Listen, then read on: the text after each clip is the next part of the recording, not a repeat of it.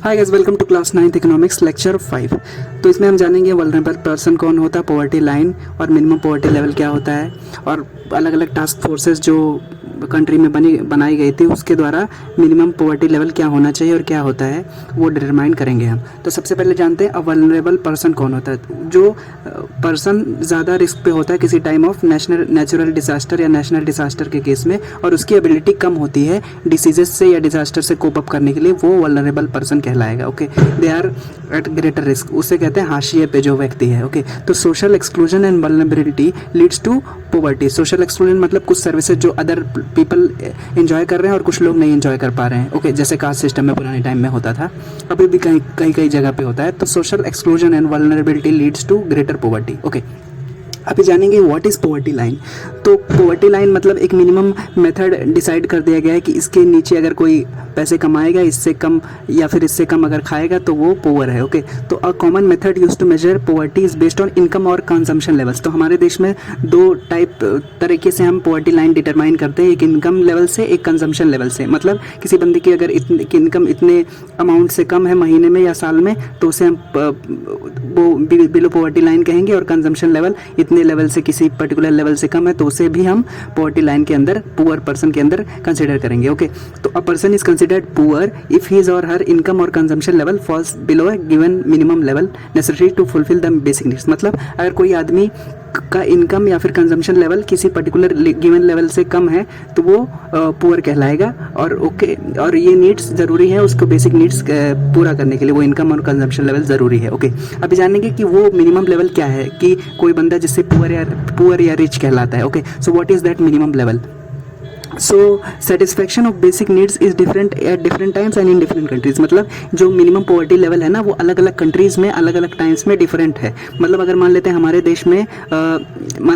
देश में कोई अगर 50,000 रुपये महीने कमा रहा है, तो मान लेते हैं वो अच्छा है, पुअर नहीं है और इकोनॉमिकली अच्छा है। Okay, he is not considered as poor.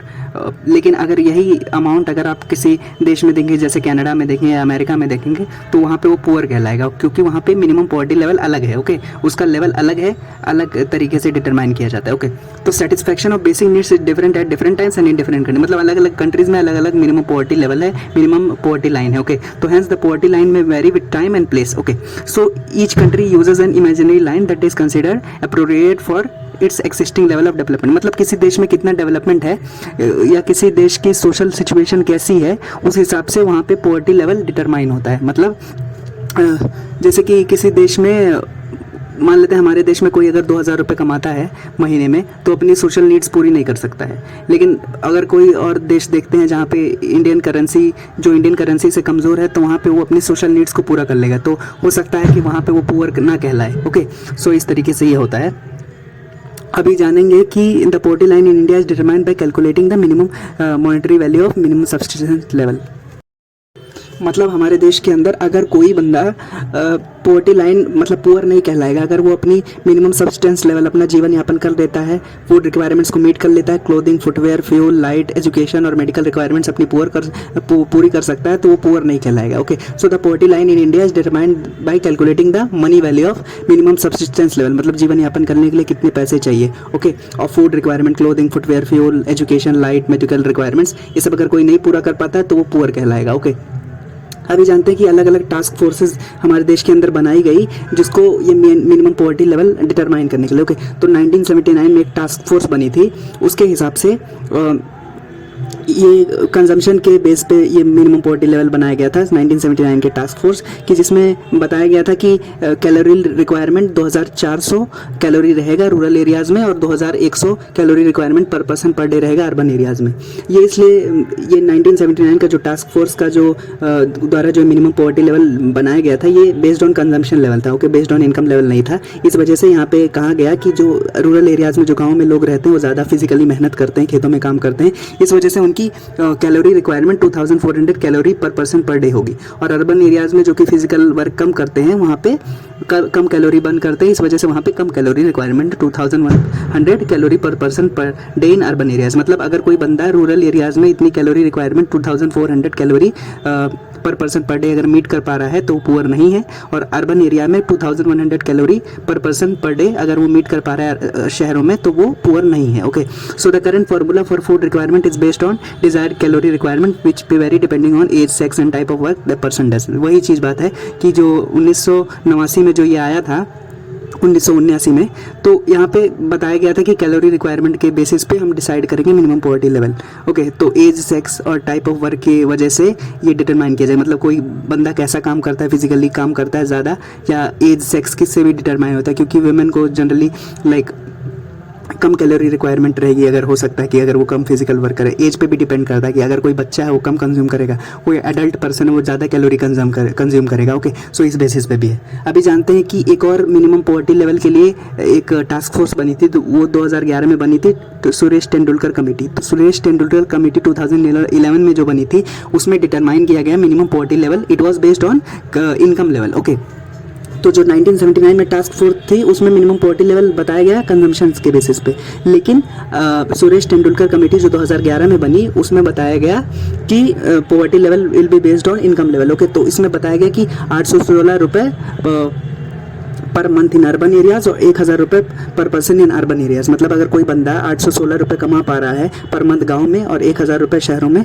तो वो पुअर नहीं है। Okay, so it was like poverty line for by Suresh Tendulkar. So जो पॉवर्टी लाइन है एस्टिमेट किया जाता है नॉर्मली हर 5 साल पे पॉवर्टी लाइन एस्टिमेट किया जाता है पीरियोडिकली। ओके, एनएसएसओ इसको एस्टिमेट करता है, कैलकुलेट करता है, national sample survey office. But international organisations like world bank वो यूनिफॉर्म स्टैंडर्ड रखते हैं किसी पॉवर्टी लाइन के लिए। मतलब वर्ल्ड बैंक के हिसाब से अगर कोई बंदा मिनिमम अवेलेबिलिटी ऑफ अगर $1.9 पर पर्सन पर डे अगर कमाता है, अगर एक आदमी $1.9 पर डे कमाता है तो वो पुअर नहीं रहेगा वर्ल्ड बैंक के हिसाब से। उसने एक पूरा स्टैंडर्ड रख दिया है कि पूरे दुनिया में जो देश हो वहाँ पे हर इंडिविजुअल अगर इतना कमाता है तो वो पुअर नहीं है वर्ल्ड बैंक के हिसाब से कम इतना अगर कमाता है। अभी जानते हैं वल्नरेबल ग्रुप्स के बारे में। वल्नरेबल ग्रुप्स के बारे में हम पहले भी पढ़ चुके हैं, अभी जानते हैं थोड़ा सा और। तो वल्नरेबल ग्रुप्स जो होते हैं that can be categorised into 2 groups. तो जिसे कहते हैं जो greater the person who are greater prone to disaster. Okay, जो हाशिए पे लोग ज़्यादा हैं उसको दो कैटेगरी में हम डिवाइड कर सकते हैं। पहला बेसिस है इकोनॉमिक ग्रुप, दूसरा बेसिस है सोशली ग्रुप। ओके, तो इकोनॉमिक मीन्स पे वल्नरेबल पीपल को हम डिटरमाइन कर सकते हैं, जो कि जैसे कि इकोनॉमिक बेसिस पे कौन कौन लोग हो सकते हैं। एग्रीकल्चरल लेबर्स होते हैं जो दूसरे के खेतों में काम करते हैं, या फिर अर्बन कैजुअल लेबर्स होते हैं दिहाड़ी पे जो काम करते हैं रूरल ये सिटीज़ वगैरह में।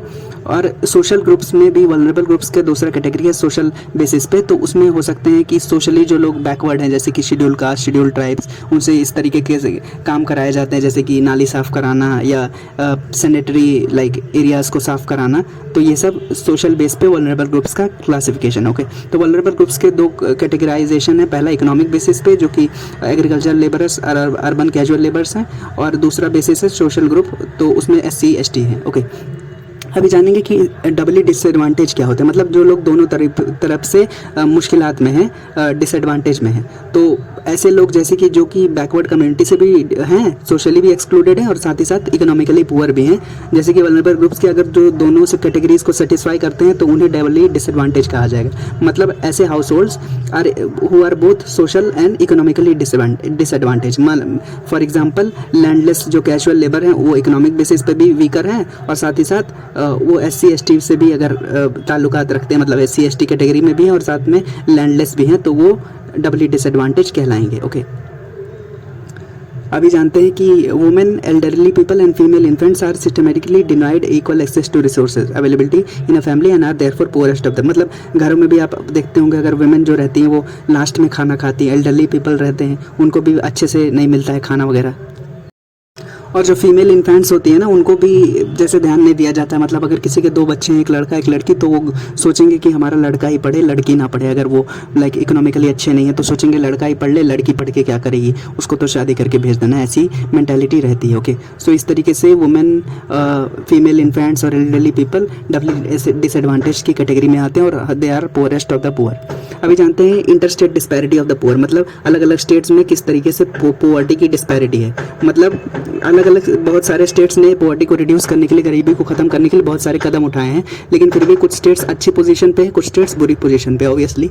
तो केरला बेटर पोजीशन पे है बाकी स्टेट से, केरला तमिलनाडु वगैरह, क्योंकि वहाँ पे ह्यूमन रिसोर्स डेवलपमेंट पे फोकस किया गया है। ह्यूमन रिसोर्स डेवलपमेंट कैसे कि वहाँ पे लोगों की हेल्थ पे ज़्यादा फोकस किया गया है, अच्छी मेडिकल फैसिलिटीज़ हों, सरकारी अच्छी मेडिकल फैसिलिटी हैं, अच्छे डॉक्टर्स हैं, अच्छे नर्सेज हैं, ओके, लोगों का ध्यान रखते हैं, इस तरीके से कल्चर है। और साथ ही साथ वहाँ के लोगों को एजुकेशन भी अच्छी प्रोवाइड होती है। तो इस वजह से inter state disparity of poor में केरला मतलब बेटर पोजीशन पे है, मतलब अच्छे पोजीशन पे है। और साथ ही साथ कुछ स्टेट्स ऐसे हैं जैसे मध्य प्रदेश, जहाँ पे सबसे ज़्यादा माल नरिश्ड बच्चे हैं, असम, यूपी, बिहार, उड़ीसा, ये सब सबसे गरीब स्टेट्स हैं इंडिया के अंदर। तो पॉवर्टी लेवल में वो सबसे नीचे है, मतलब सबसे ज़्यादा पुअर हैं, okay. So Bihar and Orissa continue to remain poorest of the poor with poverty levels like 33.7% वो बिहार का और 37% उड़ीसा का, along with rural poverty and urban poverty. So urban poverty is also high in Odisha, Madhya Pradesh, Bihar and UP. तो जो लोग ये UP Bihar में शहरों में भी लोग पुअर हैं, गाँव में भी ज़्यादातर लोग पुअर हैं। तो कुछ स्टेट्स ऐसे हैं जिन्होंने अच्छा परफॉर्म किया, जैसे केरला ने अच्छा परफॉर्म किया क्योंकि उसने ह्यूमन रिसोर्स डेवलपमेंट पे किया, हेल्थ पे फोकस किया, एजुकेशन पे फोकस किया। वेस्ट बंगाल में लैंड रिफॉर्म्स हुए तो वो भी मदद किया है। और साथ ही साथ आंध्र प्रदेश और तमिलनाडु में public distribution system of food grains अच्छा रहा, तो इसकी वजह से भी इंप्रूवमेंट हुआ। PDS के थ्रू 2013 में जो लॉ आया था ना कि नेशनल फूड सिक्योरिटी एक्ट 2013 में, तो उसके थ्रू भी अच्छा काम किया गया आंध्र प्रदेश और तमिलनाडु में। तो free distribution of food grain से उससे भी काफ़ी मदद मिली है पॉवर्टी को हटाने में और माल नरिशमेंट को एड्रेस करने में, ओके। और पंजाब और हरियाणा जैसे स्टेट्स भी पॉवर्टी को रिड्यूस करने में अच्छा काम किया उन्होंने, क्योंकि वहाँ पे एग्रीकल्चरल आउटपुट अच्छा है। एग्रीकल्चरल आउटपुट अच्छा रहेगा तो आप अच्छा खाना खाएंगे, अच्छे जो फूड ग्रेन्स है उसको बेचेंगे तो ज़्यादा पैसे कमाएंगे। तो हरियाणा और पंजाब में भी सिचुएशन अच्छी है, ओके। तो कुछ स्टेट्स ऐसे हैं, 5-6 स्टेट्स जो बेटर पोजीशन पे हैं लैंड रिफॉर्म्स की वजह से, या तो ह्यूमन रिसोर्स डेवलपमेंट की वजह से, या तो लाइक एग्रीकल्चरल आउटपुट की वजह से, और कुछ स्टेट्स अच्छे नहीं, okay. So these were the few things about poverty, vulnerable groups, interstate disparity of poor, और कैसे कैसे इंडिया में पॉवर्टी लेवल्स होते हैं, कौन कौन सी टास्क फोर्सेस हैं जो अभी तक बनी है जो इन मिनिमम पॉवर्टी लेवल को डिसाइड करती हैं based on income and consumption levels, okay. So if you have any doubts you can ask in the comment section, okay. Thank you so much for watching, bye bye.